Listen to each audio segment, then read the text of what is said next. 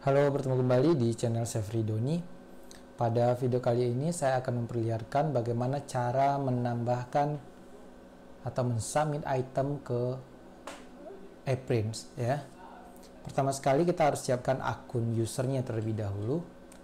Jika ini dipergunakan dalam keadaan nyata, itu admin harus bikin akun dulu. Kita login, kemudian kita klik masuk dulu dengan akun admin. Kemudian kita buat user baru, create user, kita buat contohnya mahasiswa. User type itu adalah user, jadi untuk keperluan submit, upload atau upload itu cukup pakai tipe user saja. Username adalah mahasiswa. Emailnya kita karang saja. Kemudian passwordnya kita buat bukan mahasiswa abadi, panjang ya, mahasiswa abadi saja, mahasiswa abadi. Kemudian kita simpan, save and return. Oke, akunnya sudah aktif. Kemudian kita logout dan kita masuk menggunakan akun mahasiswa tersebut.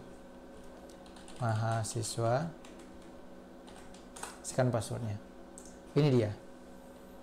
Di sisi user, di sisi akun dengan tipe user itu opsi menu yang muncul itu lebih sedikit. Ya, untuk mensubmit itu tinggal klik ini, manage deposit, klik manage deposit, new item. Kemudian tentukan item type yang akan di-upload. Kalau untuk kepentingan perusahaan itu macam-macam. Jadi ada artikel, artikelnya untuk artikel, untuk jurnal katanya ini, an article in a journal, magazine, newspaper, ya. Kemudian ada book section, kemudian conference or workshop item, kemudian ada buku, ada tesis dan lain sebagainya, ada banyak. Ya, kebanyakan digunakan di perguruan tinggi, itu yang digunakan itu adalah tesis yang ini. Untuk karya tulis ilmiah itu jenisnya adalah tesis. Tinggal pilih tesis, lalu pilih next. Kemudian langkah kedua, ini langkah pertama, tentukan tipe. Langkah kedua itu kita upload file yang akan disubmit ya. Kita browse. Kalau di banyak perguruan tinggi itu ditentukan jika karya tulisnya harus dipecah menjadi 6 bagian atau 7 bagian, di mana per bagian itu ada ketentuannya. Misal bab 1 satu file, bab 2 satu file, sampai bab 5 satu file, kemudian daftar pustaka satu file, lampiran satu file, kemudian file utuh satu file lagi. Jadi kurang lebih ada 8. Itu di browse. Di sini di browse, dicari. Oke, belum ada, saya cari dulu sampel PDF.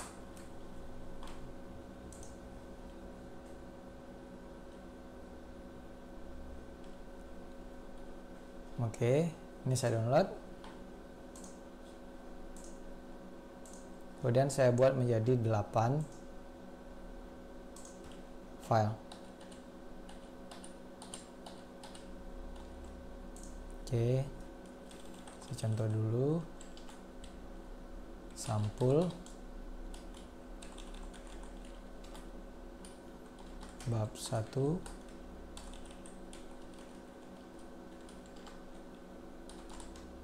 bab 2,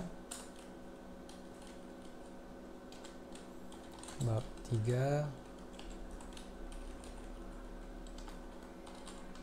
bab 4, bab 5, daftar pustaka, file utuh. Oke. Kemudian kita submit ke sini. Kita browse satu-satu. Browse dan mana? Sampul dulu. Oke. Kemudian tambah lagi bab 1, bab 2 dan seterusnya.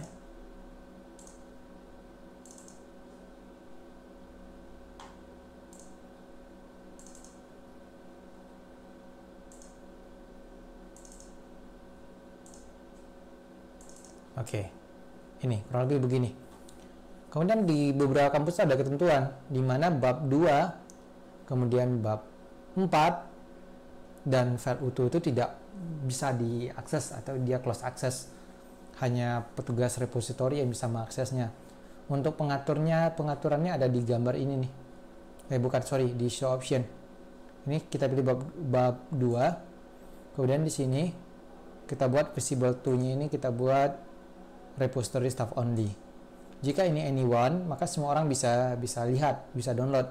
Kalau register user only ini hanya kepada user yang terdaftar, sedangkan repository staff only ini hanya kepada staff repository saja. Kemudian di sini ada license atau lisensi. Lisensi ini di manajemen sumber daya elektronik ini sudah dipelajari. Jadi karya ini dilisensikan di bagian yang mana, ya. Ini nanti silakan disesuaikan saja. Kita lanjut, ini bab 2, kemudian bab 4.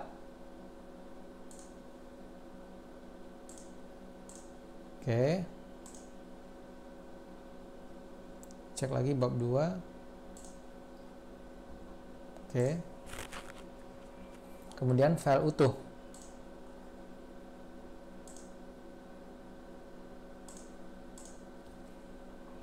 Oke.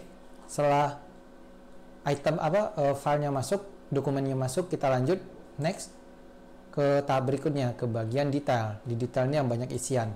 Ini diisikan judulnya, jadi yang ada bintangnya ini adalah semuanya wajib diisi.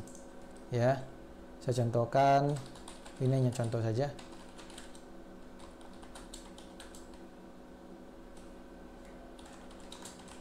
Oke.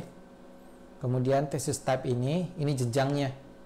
Jadi tesis itu bahasa umum ya. Ini untuk diploma, saya ambil untuk diploma saja. Kemudian name-nya itu other. Kemudian di sini ada creator, pembuatnya. Jadi saya contohkan nama saya saja, Sefri Doni.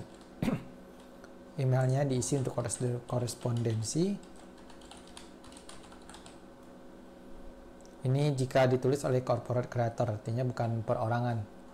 Kemudian di sini ada kontributor, ya. Kontributor itu diisikan juga di sini.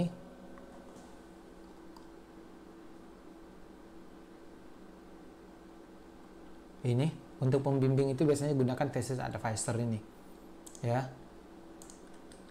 Ini hanya contoh.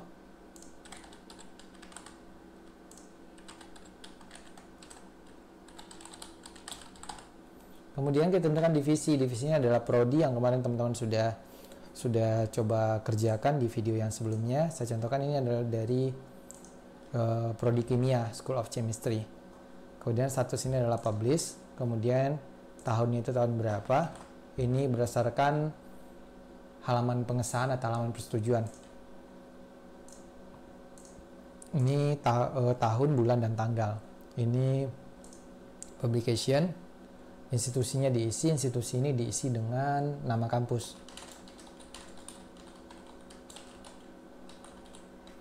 Kemudian ini departemennya diisi dengan program studi. Ini tidak sinkron ya dengan di atas ya. Ini belum saya edit. Harusnya di sini divisi ini sama dengan ini. Hampir mirip isiannya dengan yang di atas. Oke. Itu saja yang penting ya. Kita next. Kemudian tentukan subjeknya.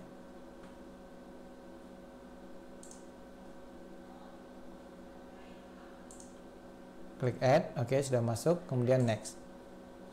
Oke, jika sudah yakin kita bisa klik deposit item now. Deposit item now, oke. Ini sedang dideposit dan sedang dicek oleh editor. Oke, ini dia, dan biasanya untuk setiap submit ini yang kita diminta untuk ingat itu adalah ID ini, print ID yang di atas ini, yang satu ini. Oke. Berikutnya kita logout, kita masuk lagi sebagai admin, kita buat akun untuk editor.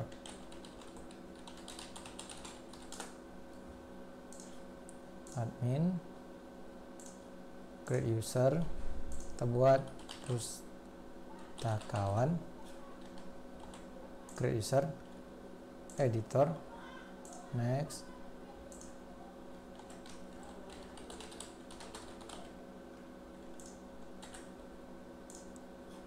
Oke. Kemudian kita logout, kita masuk sebagai editor. Oke, sebentar sebelum lanjut saya cek dulu. Jika di sini kita kembali ke home lalu kita klik latest edition, yang ditambahkan oleh akun mahasiswa tadi belum kelihatan karena statusnya itu masih tertahan, ya, masih belum disetujui oleh editor. Kita login sebagai editor. Kemudian di bagian editor ini untuk ngeceknya itu ada di bagian review ini, ya, klik review. Ini dia,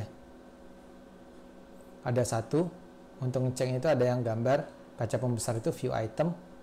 Oke, kita baca ini filenya, ini detailnya. Oke, kemudian ini actionnya. Oke, di sini ada 3 action, ya, segaris besar ada 3 action. Yang pertama itu move to repository, kemudian return item with notification, kemudian remove item with notification. Jika move to repository artinya ini disetujui, kalau ini diklik maka akan bisa muncul di depan. Kalau return item ini diminta perbaiki, dikembalikan, kemudian diperbaiki. Kalau remove item itu dihapus, jadi kita hapus saja. Jadi mahasiswa ulang dari nol, bukan edit, bukan memperbaiki yang salah itu, tapi ulang dari nol. Saya akan contoh move to repository. Saya anggap ini sudah oke, saya periksa ini sudah oke semuanya. Kemudian pilih move to repository. Oke. Jika sudah, kita logout. Kemudian kita kembali ke home. Kita cek di sini latest edition.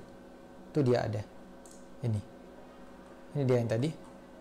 Kemudian kita coba cek yang ini, yang bab 2 yang tadi. Ini dikatakan restrict to repository staff only. Jadi kalau diklik ini dia minta kita login. Sedangkan yang lain itu tidak. Oke.